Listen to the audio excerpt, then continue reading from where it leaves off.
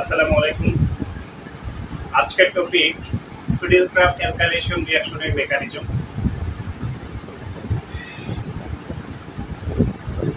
ফিডেলক্রাফট alkylation রিঅ্যাকশনের মেকানিজমে আমরা দেখি যে এটি একটি electrophilic substitution reaction. Electrophilic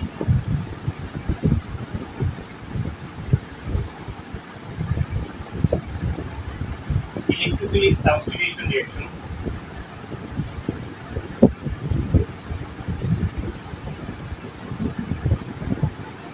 electrophilic substitution reaction.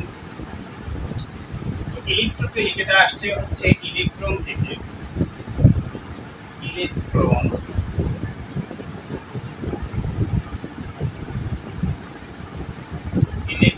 এবং ফিলিক হচ্ছে ফাইল থেকে আসছে। ফাইল ফাইল থেকে। ইলেকট্রনের হচ্ছে ইলেকট্রো পর্যন্ত এনবার এবং ফাইল থেকে হচ্ছে ফিলিক। ফাইল মানে হচ্ছে লাভিং কোনো কিছুর প্রতি আকর্ষণকে লাভিং বলে থাকি। অর্থাৎ ইলেকট্রনের প্রতি যে আকর্ষণ, যে স্পেসিসের ইলেকট্রনের প্রতি আকর্ষণ রয়েছে সেটিকে বলা হয় ইলেকট্রোফিলিক। সেটিকে বলা হয় ইলেকট্রোফিলিক বা ইলেকট্রোফিলিক রিয়াজেন্ট বা ইলেকট্রোফাইল অ্যাটাকিং গ্রুপ।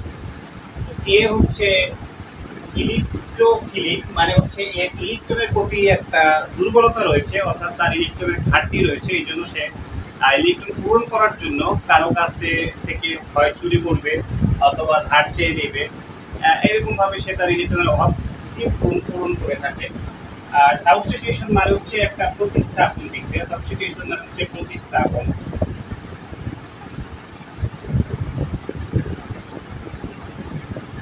প্রতিস্থাপন মানে হলো যে আমি একটি চেয়ারে বসে আছি।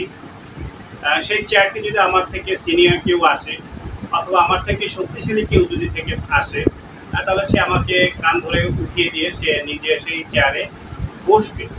এটাই হচ্ছে সাবস্টিটিউশন। অর্থাৎ একজনকে সরিয়ে দিয়ে আর একজন এসে বসার যে ব্যাপারটি, সেই ব্যাপারটিকে বলা হয় যে সাবস্টিটিউশন। এখানে সেটি ঘটে থাকে ইলেকট্রোফিলিক সাবস্টিটিউশন। অর্থাৎ সাবস্টিটিউশন ঘটে এবং হচ্ছে ইলেকট্রোফিলিক ঘটে। অর্থাৎ হচ্ছে যে ইলেকট্রোফিলিক মানে হচ্ছে ইলেকট্রন যেখানে বেশি আছে সেখানে একটা গ্রুপ বা স্পিসিস সেখানে গিয়ে অ্যাটাক করে, আক্রমণ করে।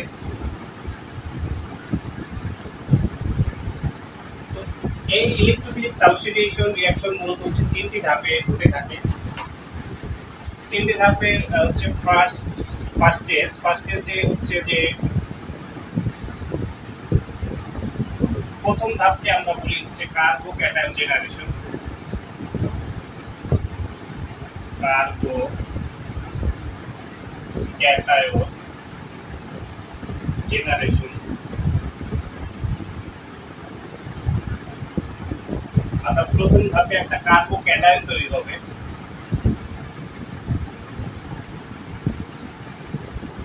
সেটা কিভাবে তৈরি হবে, আমাদের হচ্ছে যে সেকেন্ড যে রিয়াজেন্টটি ছিল সেটি হচ্ছে মিথাইল ক্লোরাইড। একটা অ্যালকাইল হ্যালাইড ছিল মিথাইল ক্লোরাইড। এ হচ্ছে এখান থেকে একটি ক্লোরিন। আমরা একটি লুইস অ্যাসিড ব্যবহার করেছিলাম, অ্যালুমিনিয়াম ট্রাইক্লোরাইড। এটা একটা লুইস অ্যাসিড।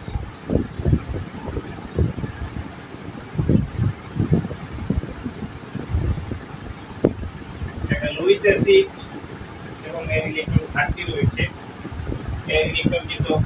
সে কি করবে হচ্ছে এখানে যে বন্ড ইলেকট্রনটি রয়েছে, দুটো বন্ড ইলেকট্রন এই ক্লোরিন নিয়ে এখান থেকে বের হয়ে যাবে। বের হয়ে হচ্ছে সে এটার সাথে যুক্ত হবে, অর্থাৎ লুইস অ্যাসিডের সাথে যুক্ত হবে। যুক্ত হয়ে এখানে তৈরি হবে। এদিকে হচ্ছে দুইটা বন্ড ইলেকট্রন যদি ক্লোরিন নিয়ে যায় তাহলে হচ্ছে এখানে কার্বনের যে চার্জ রয়েছে সেটি ইলেকট্রনের ঘাটতি দেখা দেবে। অর্থাৎ ইলেকট্রনের ঘাটতি মানে হচ্ছে পজিটিভ চার্জ, সে পজিটিভ চার্জ হয়ে যাবে। আর এটা হচ্ছে যে একটা অ্যালুমিনিয়াম ট্রাইক্লোরাইড, টেট্রাক্লোরাইডের একটি কমপ্লেক্স আয়ন ফর্মেশন হবে। এটাই হচ্ছে কার্বোক্যাটায়ন। এটাই হচ্ছে এই কার্বো ক্যাটায়নটা। আমরা বলছি যে প্রথম ধাপে কার্বো ক্যাটায়ন জেনারেশন, এই যে কার্বো ক্যাটায়নটি এখানে জেনারেট হয়েছে। তো এটা হচ্ছে ফার্স্ট স্টেজ, এবং এই স্টেজে আমরা দেখছি যে কার্বো ক্যাটায়ন জেনারেট হয়েছে। এবং সেকেন্ড স্টেজে গিয়ে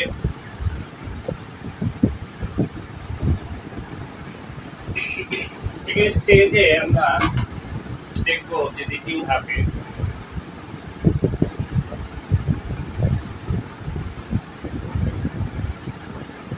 ধাপ হচ্ছে ইলেকট্রোফিলিক অ্যাটাক,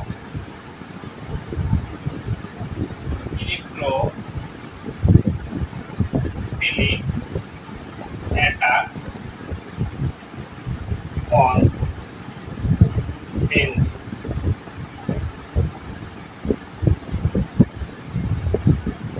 অর্থাৎ সেকেন্ড স্টেজে ইলেকট্রোফিলিক অ্যাটাক হবে। সেই অ্যাটাকটা কিভাবে হবে? আমরা জানি যে বেঞ্জিন হচ্ছে এটা, বেঞ্জিনের স্ট্রাকচারটা হচ্ছে এরকম, এবং এখানে প্রত্যেকটি কার্বনের সাথে একটি করে হাইড্রোজেন রয়েছে, আমরা এটা দেখালাম না। এবং সেই কার্বো ক্যাটায়নটি ছিল মিথাইল কার্বো ক্যাটায়ন।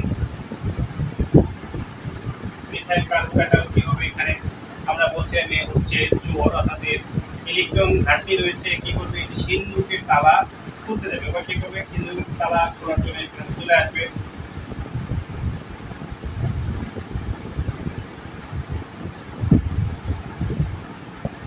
তালা খুলে ফেললো, তালাটা খুলে গেল। এই যে এটা হচ্ছে প্রবেশ পথ, তালাটা খুলে গেল। এবারে হচ্ছে কি তালা খুলে গিয়ে কি এখানে বসে গেল, মানে হচ্ছে যে এই বেঞ্জিন যে আমরা যে সিন্ধুকটির কথা বলেছিলাম সেই সিন্ধুকের ভিতর সে ঢুকে গেল, এবং হচ্ছে সে এখন ইলেকট্রন সিন্ধুকের মধ্যে যে রয়েছে, যে অ্যাসেট বা যে অর্নামেন্টস রয়েছে, এখানে অর্নামেন্টসটা হচ্ছে ইলেকট্রন। সে অর্নামেন্টসগুলো এখন সে তার নিজের অধিকারে নিয়ে নিল। এটাকে আমরা সিগমা কমপ্লেক্স বলে থাকি। সিগমা কমপ্লেক্স এটা কিন্তু খুবই হাইলি আনস্টেবল একটি ফর্ম। বেঞ্জিনের খুবই আনস্টেবল একটি ফর্ম হচ্ছে সিগমা কমপ্লেক্স। এই কমপ্লেক্স কিন্তু এই অবস্থায় সে থাকতে চাইবে না। সে কি করবে? তারও কিন্তু এখন হচ্ছে যে তার যে একটা অ্যারোমেটিসিটি, তার যে একটা অ্যারোমেটিক প্রপার্টি ছিল, এই যে তিনটা কনজুগেশন, মানে হচ্ছে যে পরপর তিনটা অল্টারনেট ডাবল বন্ড ছিল, এটা এখন ফাঁকা, তারপরে হচ্ছে ডাবল বন্ড, তারপর সিঙ্গেল বন্ড, তারপর ডাবল বন্ড, সিঙ্গেল বন্ড, তারপর ডাবল বন্ড।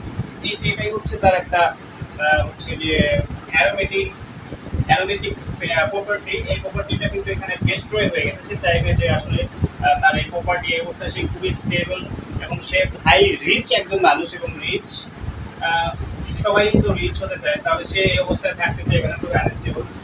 দরিদ্র মানে যারা গরিব তারাই হচ্ছে আনস্টেবল, তাদের অর্থ ছুটে বেড়ায়। এবং হচ্ছে তার কি করবে?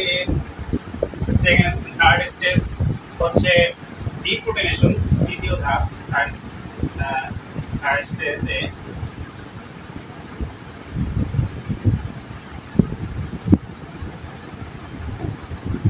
তৃতীয় ধাপে হচ্ছে যে সিগমা কমপ্লেক্সটা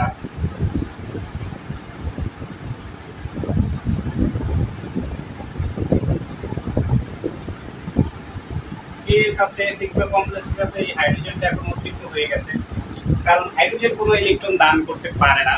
কিন্তু মিথাইল গ্রুপের কাছে হচ্ছে মিথাইল গ্রুপের তিনটা হাইড্রোজেন কিন্তু ইলেকট্রন দান করতে পারে।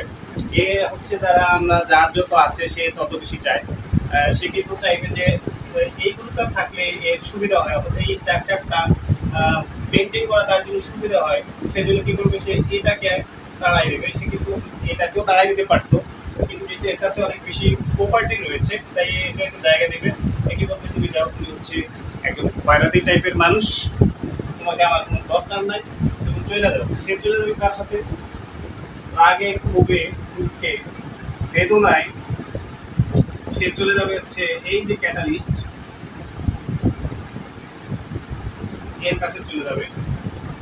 এর কাছ থেকে গিয়ে কোনো রকম ধার চেয়ে বা হচ্ছে যে বনয় বিনয় করে বলবে যে আমাকে আমার সাথে আমাকে একটু সাহায্য করো। সে কি করবে? তখন একটা ক্লোরিন এখান থেকে চলে আসবে, এই হাইড্রোজেন সাথে যুক্ত হবে।